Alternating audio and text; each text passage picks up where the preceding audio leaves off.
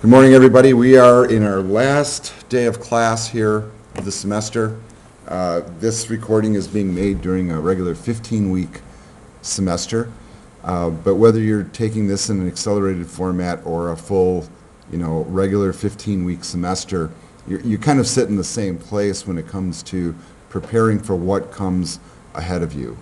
I know that in the previous weeks I've been kind of hammering the content in this unit and keep suggesting to all of you that now that you're getting to the end of this semester, that you prepare for the next. And I'm hoping that most of you have already registered for next semester, or at least talked to an advisor and made a plan to register so you have it on your academic plan.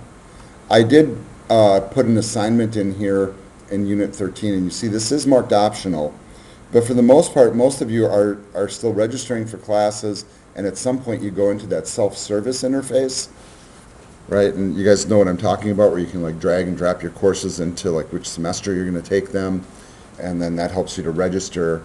And if you're doing that process at all, this is an opportunity for you to pick up a couple of really easy points. And basically all I need, and a few of you have done this already, and I'm glad you did, is if you've done that process at all, go back into self-service, take a screenshot, submit it. It's worth up to 3 points. That's a lot of extra credit points. So if you have assignments that you missed earlier on or only maybe got partial credit for them, here's a chance to make up some ground. 3 points is not a small amount. That's enough to take you from one grade to the next. So this is one, as you're sitting here listening to me, you might even just go ahead and do it while I'm talking. If you have anything up in your self-service plan for spring, go into it, take a screenshot of it, and upload it. And I will give you 3 points.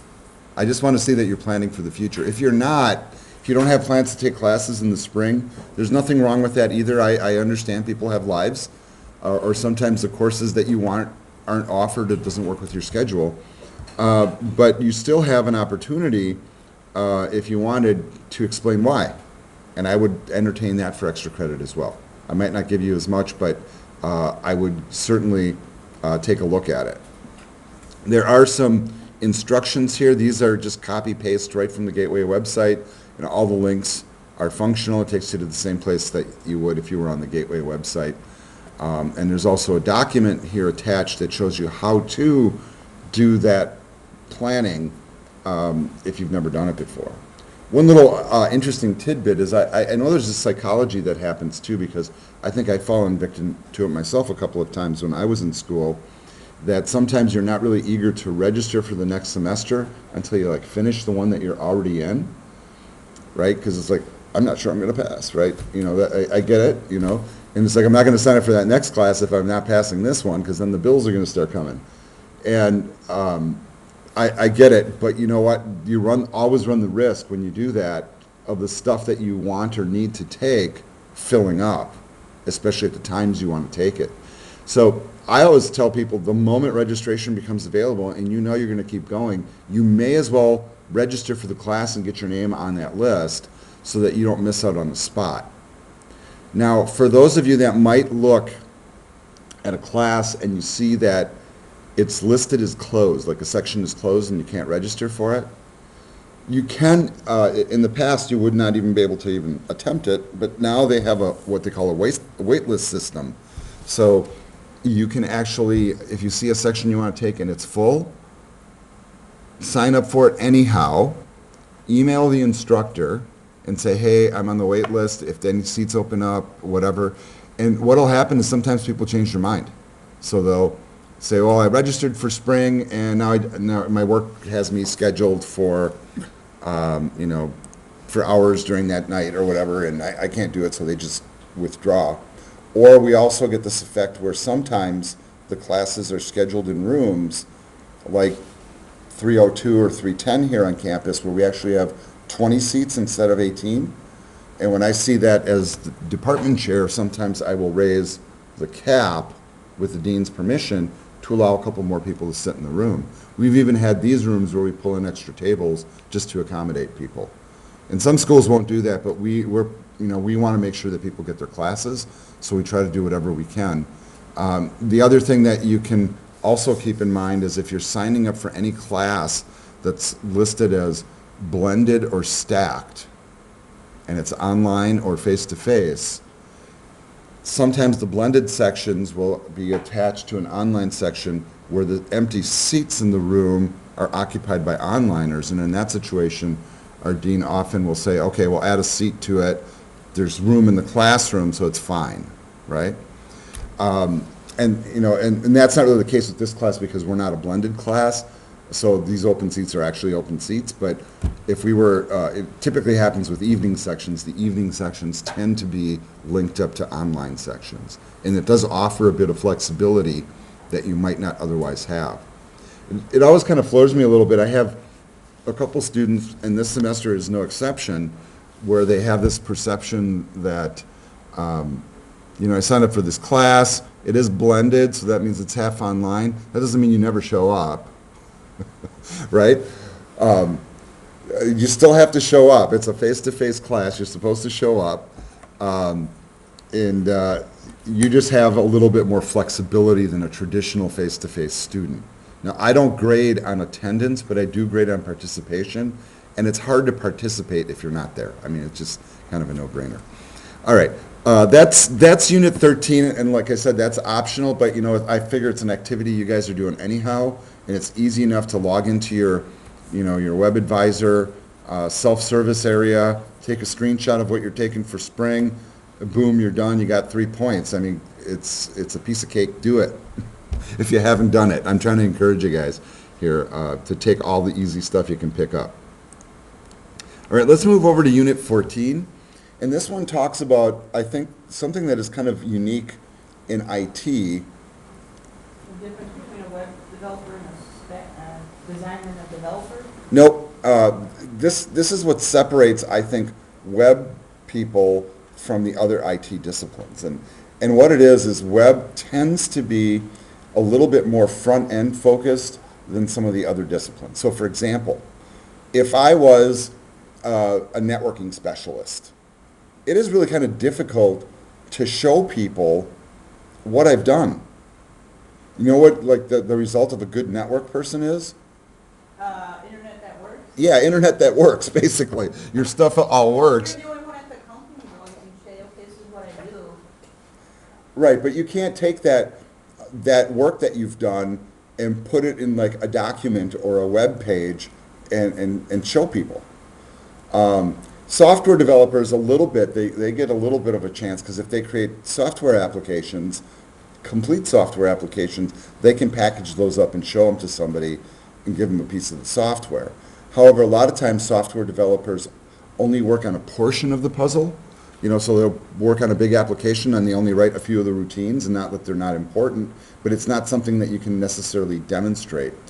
Really, a software developer, about the only way that they can show their work, aside from a full complete application, is to share their stuff on services like GitHub. And I'm going to show you a number of different sites like this today.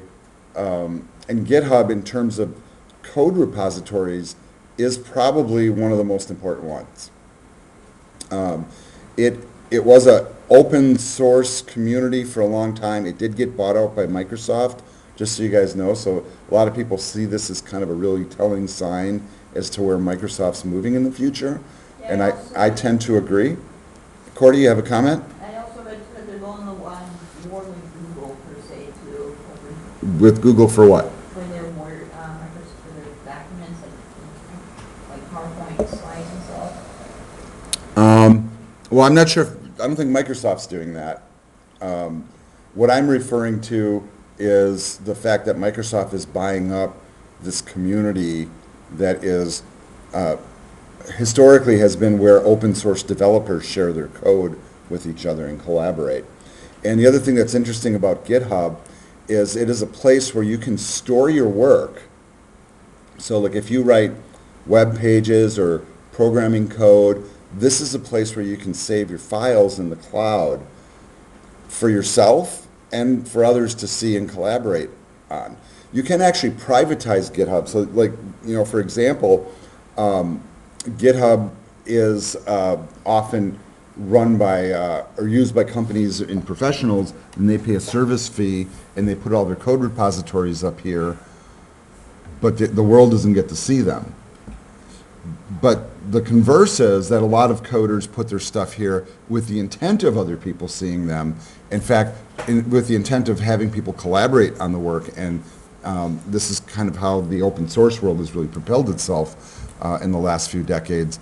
Particularly people in the Linux community, where they've built, their entire operating systems around code repositories like this, where one person does a fix, they put it back up on the repository, another person downloads it, says that's really good, but I can do better, and they fix it some more, and before you know it, Linux is like knocking Windows off the top of the hill, because that's kind of where we're at right now in terms of development. But this is really a useful site, an important site, and for both web people, but and probably more so for software developers, this is almost equivalent to a business card.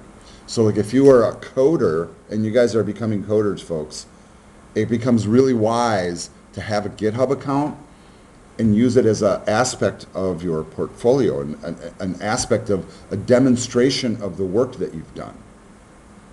So if you guys are, let's say in my Python class, or you're taking your Java class, or next semester you're doing JavaScript or whatever, you can actually start to put your work up in GitHub, and then when you're all done, you can just point somebody to your GitHub and say, hey, here's all the school stuff I did. All your assignments, for example, all your projects, all your little exercises or whatever, even ones that you might think are really simplistic, but it still demonstrates the fact that you've done the work, that you're not just talking, you're not just putting an acronym on your resume, you're actually showing them that you've done it. The other interesting aspect of GitHub is not only is it a storage repository, but it is a tool that can be linked up to a lot of development environments. So for example, if you run a big professional IDE like Visual Studio, you can actually make your save location GitHub. So every time you open up your stuff, you're opening it from GitHub, and when you're saving it back.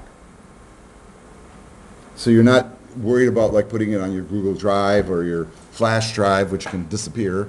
It's out in the cloud, and it's considered safe. So I think it's something that you guys should be aware of, but this is one of those aspects. And in a little bit, I'm going to show you a portfolio of one of my former students, because I think he really did a number of really wise things, and it ended up in getting him some professional employment pretty quickly as a result. But going back to my original point was the one thing that web developers have that the other IT disciplines don't is we have a very visual medium. Our stuff goes out on web pages for the most part. I mean, you do learn a lot of back-end coding, but still ultimately, if people can go to a website, you can just give them a link on a resume or an electronic portfolio. They can go look at it and see it as proof of what you've done. And because of that, and this is the scary part about this field, is you get people that have no schooling, but they've created killer websites. And you know what? Sometimes all it takes is that link to get the job. So you guys should not only see all your homework as opportunities to like, oh my God, I got to earn my points. It should be more of opportunities like, well, wow, okay, I did the basics, but now I can take it to this next level, and I can make it look really cool, and I can make it do this stuff that maybe somebody else didn't think about doing, and that'll get you the gig. So what web developers kind of have is they have kind of like the demo reel that can get you the position, and a lot of it is really based upon the aspect of like building a portfolio. So the reason I talk about this in the very first course in the sequence of courses you take here at Gateway is as you start to work, folks, the really wise thing for you to do is to keep all your stuff organized at the very least, but start finding ways to build a portfolio in progress. So one of the reasons I had you guys build like a launch page, so you remember I gave you like a launch page assignment, right? And that's not where I meant to go. This is, and by the way, this is accidental, I didn't mean to go here, but here's an example of one of my students who's just finished up the semester working on this project. That looks pretty nice, right? Yeah. So this is, He's only been here at school for 2 semesters. Okay, so he does have a background as a professional programmer from the past, but he came in and he worked on this website, and as he finishes the semester, the people that he built this for, so this is a real organization here in Wisconsin, they were so happy with the work he did that they wrote him a letter of recommendation, and then they're going to put him on payroll to keep working on the site in the aftermath. Right. So the other thing that's awesome for him is that, if you, saw a link on a resume and you clicked on it and you landed here and you're like, okay, it looks like you can code. It looks like you can put a website together and make it look nice and behave well. And, that's the mindset. But going back to the launch page thing, so I don't mean to get off track too far, one of the reasons I have you do this silly little assignment, and right now this is very primitive HTML, but what I have accomplished here, at least in principle, is the fact that as I was going through the semester, I have links to all the work that I've been doing.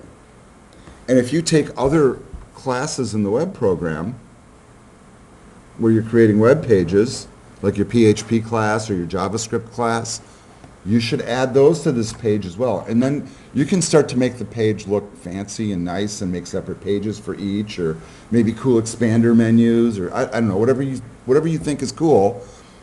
And you can use that as part of your portfolio.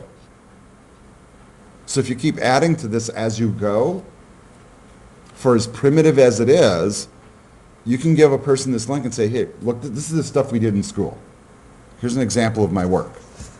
And they can go in, and most of them will probably go to the last thing, where's your project?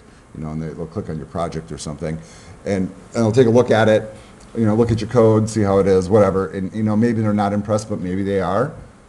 But it does show proof that you've done your work. It's not just words on a resume. And nothing sells you more than tangible proof. All right, so that's a kind of a simple approach. You got the GitHub approach here. But let's take a look at these 2 activity postings that I have, and I'm going to do a couple clicks of Zoom here, make it a little easier to read.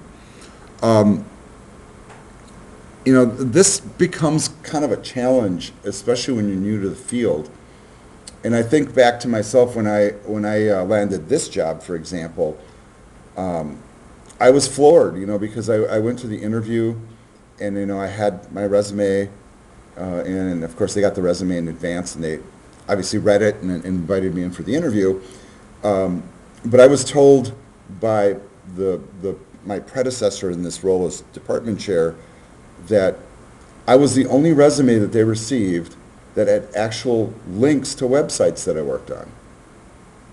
And she says that was, you had a lot of experience in the degree and all that stuff. Others did too, but none of them had links to show that they could actually code.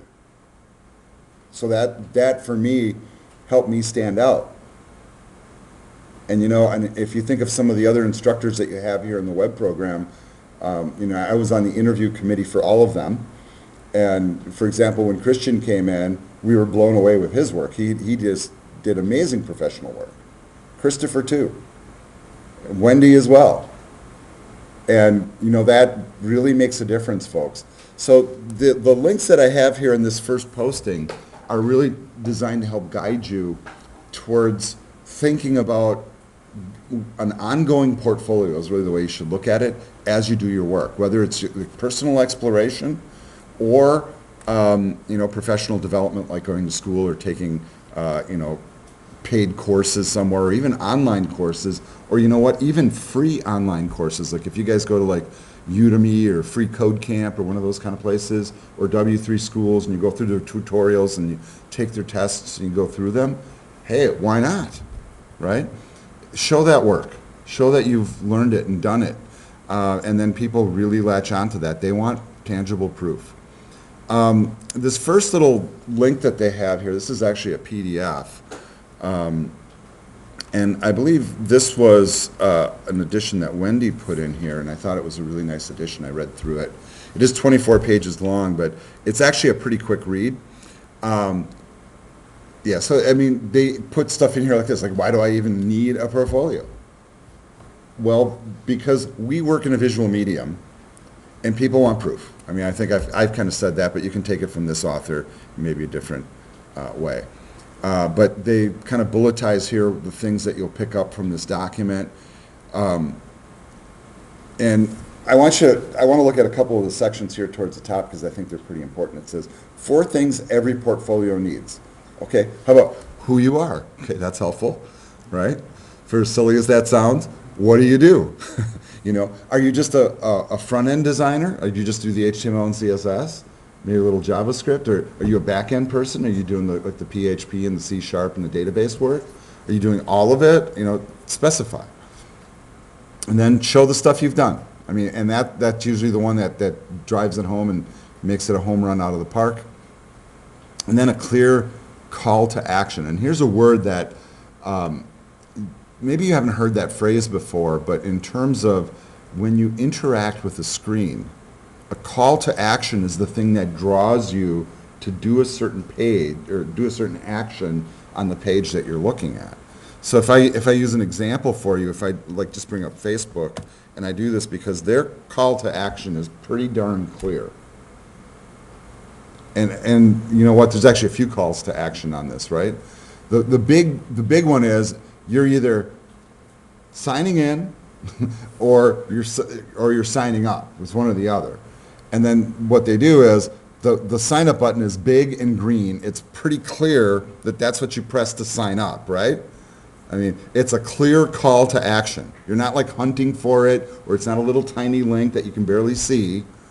It's a big green button with the words clearly, you know, set up on it. And then if you want to log into an account, you know, they give you a couple different ways to do it. And also the ability to add another account. So you want to automatically sign in, like my wife and I have ours already in here. If you want to add a different account or just hit your login button or whatever. But the calls to action are pretty darn clear, you know, and that's what that stands for. So I think that's a really important term for you guys to latch onto. So notice how they demonstrate here with a big get in touch button. And then I like this little graphic a lot too. It says, all the best portfolios are masters of the following. They reinforce your personal brand and allow your personality to shine through. And I'm going to warn you a little bit about that. Your personality shining through is sometimes seen as a positive and sometimes seen as a negative. And let me give you an example.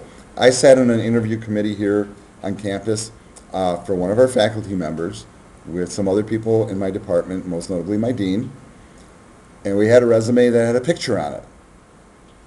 He took that resume and put it directly into the trash can.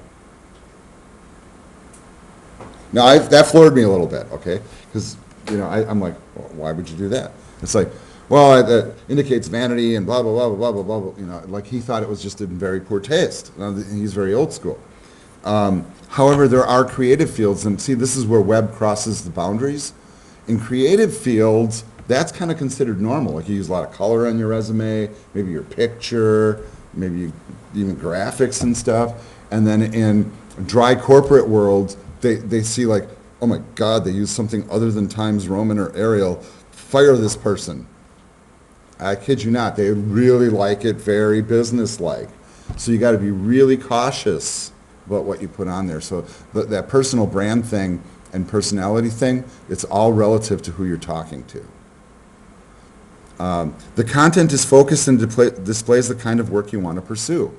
So in other words, just because you worked on some Java project, you don't want to be a Java developer, you'd rather be a JavaScript developer, you should present the JavaScript stuff so you don't get the Java job. Get the idea?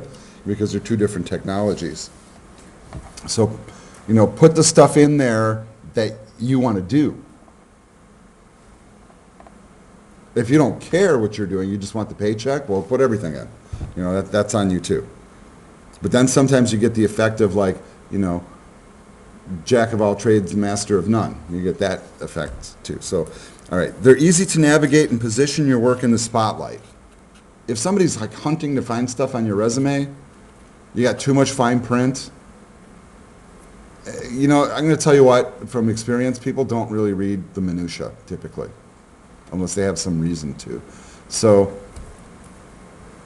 The next one, they contain a clear call to action that inspires viewers to follow up. So the portfolio not just shows your work, but it also gives them a way to contact you to hire you. Now, you got to think about this from a number of different ways. So your portfolio might be to try to get you a professional position within an organization, but it also might be, if you're a freelancer, like I freelanced a lot when I was a bit younger, and you're really selling yourself at that point. So it's a different type of thing. You want as many people to call you as possible to hire you, right? So those are interesting things. So I find that document interesting. It goes on. This is just the beginning of it, but this is a really nice document. It's well put together with a lot of, I think, very cool tips. There's a couple more articles here that talk about how to create professional online portfolios. You know what, people? We're in the web world. We're expected to be online. So whatever you do, whether you have it on paper or whatever, make sure that you have stuff online as well. As web developers, you might not need to do this immediately, but I recommend to all my web students who are serious about doing it, you should buy yourself a domain name, and you should buy yourself hosting, so you have your own online presence where you can host your own websites and experiment with the technologies in an environment outside of Apollo, in the real world, just like all the real web developers do. It doesn't cost that much to get hosting. In fact, if you're really curious about that, I can even show you a couple spots where you can get it absolutely for free, and you get to work with real web servers and the technologies out on the web. All right. The other thing that I wanted to look at here is where do you put your portfolio? So they have a couple of examples here. It's like 4 awesome and free portfolio sites for sharing your design work. And I think you might be a little bit surprised at what some of the answers are for this, right? So they want you to sign up here. Sorry, no. Well, one thing that we used to point our students to do is there's actually a way in your Google account. So I'm going to bring my email account over here.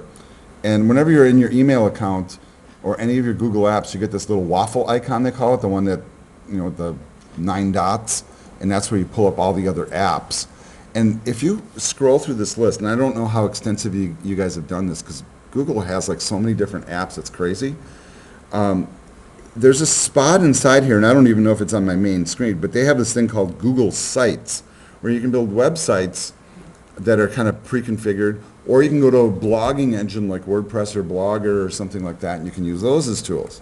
And we used to push our students to do that right here in this first class. And we've kind of moved away from forcing people to do it and really more encouraging people to do it.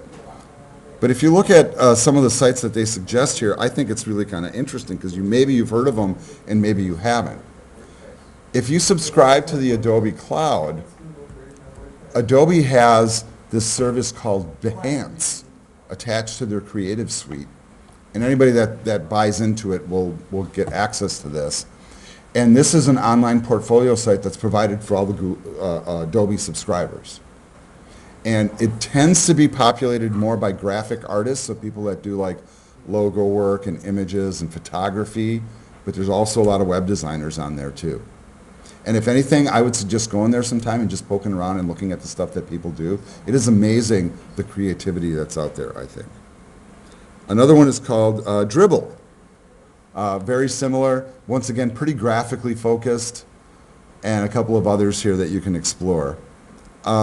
There's other ways to get yourself out there too, and one thing that I thought was kind of interesting from one of these other articles is they said, well, what about Facebook?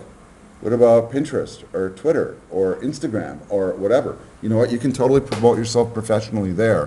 What would be wise though in those environments, and this is just a suggestion folks, is you have your personal account on those services, set up a professional one. So if you like have a company name or whatever, and brand yourself. In other words, don't set up a profile, set up a page like on Facebook instead. All right. The other thing I want to get to, which I think is pretty important, is some people will use LinkedIn as kind of their portfolio central. And how many of you have ever heard of LinkedIn? All right, a couple of you. My strong suggestion to you, and I'm going to log into my LinkedIn account, is that all of you, before you leave Gateway and go out and look for work, is that you establish a LinkedIn profile. LinkedIn is like the Facebook of the professional world. Here's the other scary part. Microsoft bought them out too. And at first when they bought them out, people were like, they spent billions of dollars buying this company, and this company doesn't make any money. And then it struck me why this was a brilliant move on their part. Also, so they can privatize it? Well, not just to privatize it, but if you go into this site, so I'm going to sign in, and I'm going to show you, oh gosh, what is my sign-in? Oh yeah. Don't even remember what my sign-in is. That's pretty bad. Damn. Hopefully I'm guessing the right one here. All right, try this one.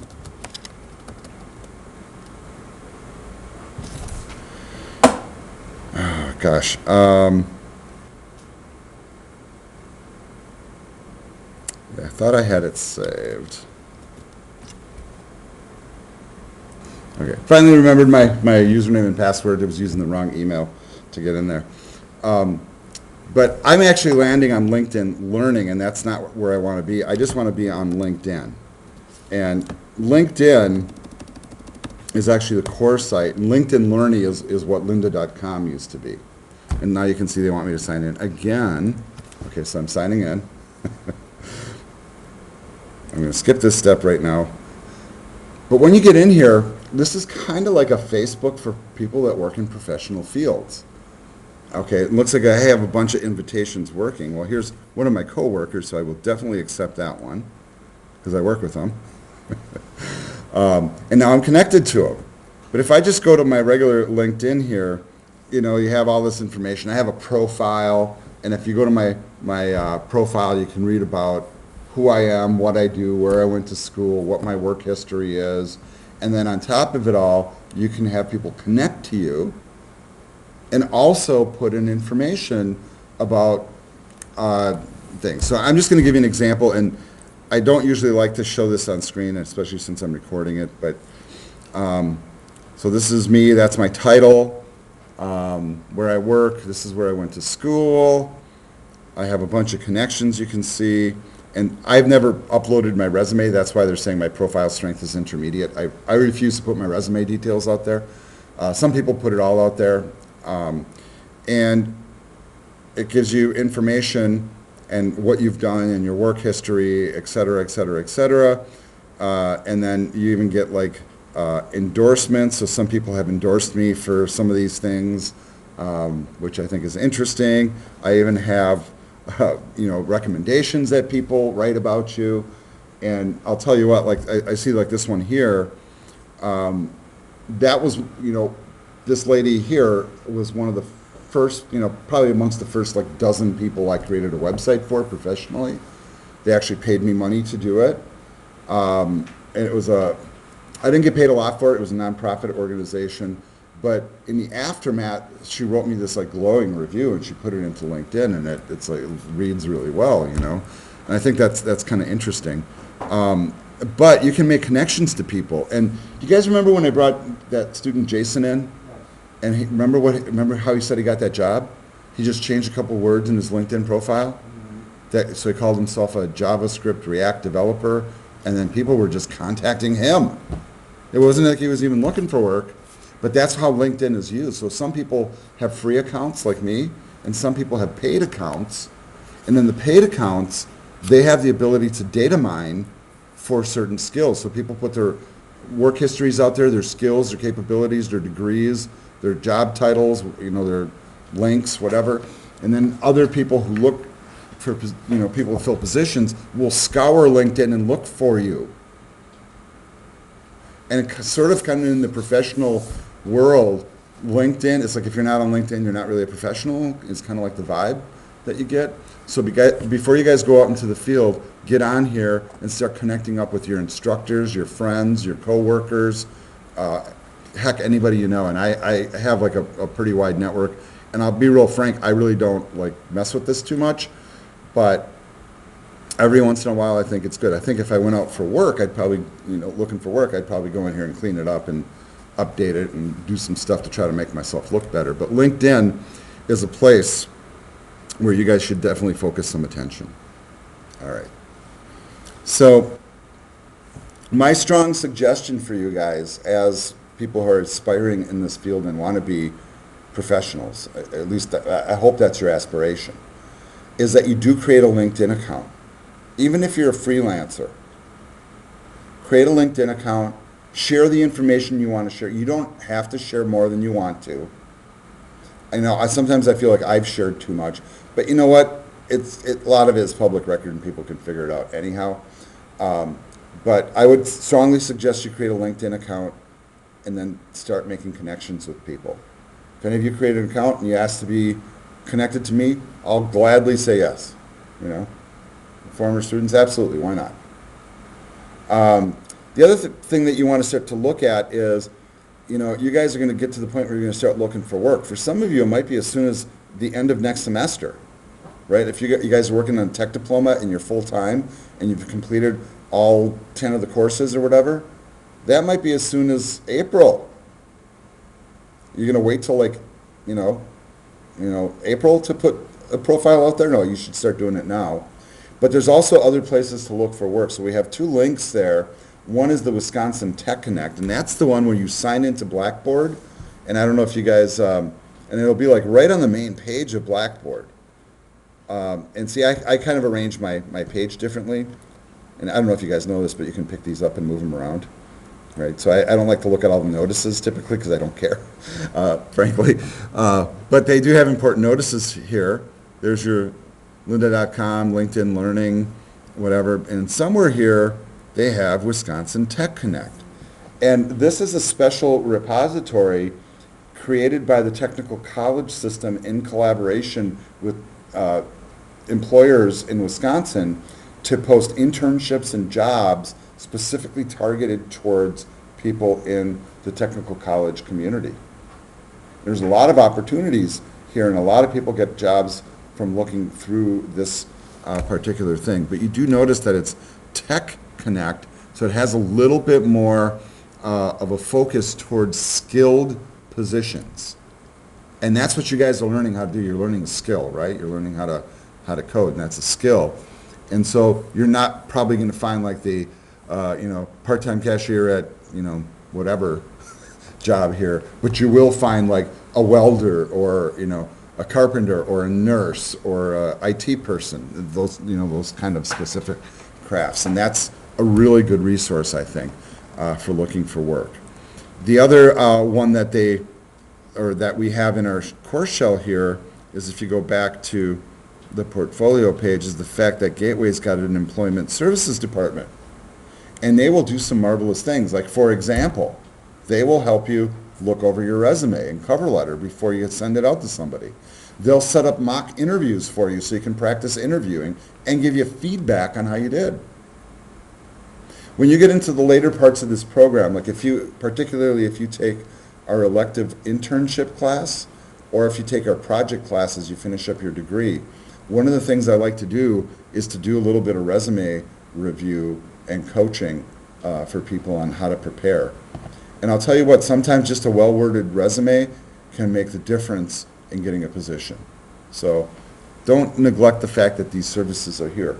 The other part of that service is they do help line you up with work sometimes. All of us here at Gateway in our different disciplines often get notifications of like, hey, we're looking for a developer, or hey, we're looking for a front-end person, or whatever it may be. And for example, Jason, who came in here that day, right, the way he got his job is because the guy that hired him was on our IT advisory board, and he said, hey, do you have any good young developers that I can hire that have a lot of promise and capability? I'm like, well, Jason's really good. Then he got the job, right? And he went from one six-figure job to the next. So, those little connections make a big difference. All right, so if you can get a plan for a portfolio, I want you to notice here that you don't actually have to create anything here. In the past, we used to do this assignment and actually force people to create the stuff, but this is just to plan for it. This is easy points, folks. 20 minutes worth of work. What does it say, 2 extra credit points? Make that difference. So I would encourage you, if you have a chance and 20 minutes of spare time, to sit down, answer these questions, and think about how you might build a portfolio. And it can be a combination of any of the things I talked about, or maybe things that I failed to mention. All right, let's move on now to our final unit. And here's where we're going to kind of cut the strings a little bit and go a little free form. So the final reflection is really the takeaway piece here. And really that assignment is, once again, it's answering a short series of questions. And I'm just basically looking for some feedback. And I'll tell you what, I don't do this in all of my courses, but I do it in some of my courses. And I have an IT and business course that I'm teaching right now online. And I had not exactly the same assignment, but really similar. But the first question was the same, which is, what have you learned in this class? And it's not to say that, I've taught you everything, or, everything you know now is because of what I've taught you. I mean, I don't think like that at all. But I did have one person that say, I didn't learn a darn thing in this class. And that was like the opening sentence. And I kept reading, And then it turns out he really did. But my feedback to him was, you didn't learn anything? That's not really good, because obviously as you keep reading, you obviously did, but that's not a good way to start out, But if you really feel like you didn't learn anything, you know what? Actually, I want to hear it. I want to know like where, what things you're picking up on and what things you're not picking up on. My thinking is even like me, who goes through the process of teaching these courses, every time I teach a technology, even the HTML class, which I've been doing HTML for so long, I still always pick up little tidbits I didn't know before, because technology changes. And so part of it is also a mindset to just have your mind open to learning this stuff and go with it. So just answer these questions. What I'm hoping is you guys can kind of do it like right now. That would be the smart play. So go ahead and do that. And finally, the last thing I want to point out is there's this really cool article here. This one was also found by Wendy, and I really like it a lot. I read through it the other night. So it takes you actually to this website, and the website itself is kind of interesting, because the website's called CSS Tricks. All right, so you can gather that you can probably pick up some cool CSS tricks from here. Like one of her cool ones is she's got her own custom scroll thing here. Isn't that cool? Oh, I used that to figure out why my image wasn't loading CSS. Right, but she's got a number of different things here to point out and different approaches. But I like her closing paragraph, which I've copied here, because the moment that you guys have decided to step into the IT world, and the moment you've decided to create web pages or code, you've just branded yourself a lifelong learner. If you want a career where you just have to learn the thing once, and you can just coast on that for 30 years or whatever, grab a shovel and get busy. It's kind of, or pick up a hammer and go. And there's nothing wrong with those professions at all, but in this profession, the only way that you can keep working in it is to constantly educate yourself. It will not stop. In fact, if you go more than like 6 months to a year without brushing up on a language or learning a new skill or reading about what's coming next, you're putting yourself out of a job quickly. Because all the new people coming into the field, they're all learning the new stuff, and here you are not learning any of it. But I'll tell you what happens, and I'll tell you what happens for me, is it kind of becomes almost an obsession or a drug, in a sense, that you just get enthralled by the technology and the thirst to learn more about how it works and what cool stuff you can do with it, and, if you will, how to make the world a better place as a result, right? And that really should kind of be one of your goals as well, at least in my mind, to do something positive for the world. But being a lifelong learner is a great thing in a number of different ways, because it's proven as you get into old age, if you're one of those people that keeps learning all the time and keeps your brain sharp, you're much less likely to get Alzheimer's and a bunch of other issues. Not only that, but you'll tend to be happier, because you're always feel like there's a challenge out there. So you guys are now lifelong learners in the IT world. All right, folks. I just want to say, as I have at the bottom of the course shell here, thank you for taking the class and choosing the web program. And hopefully I've geared you guys up to succeed in this program. And I know that at this point, you know, all of you are obviously in the web program, otherwise you wouldn't be in this class. But we will cross paths again.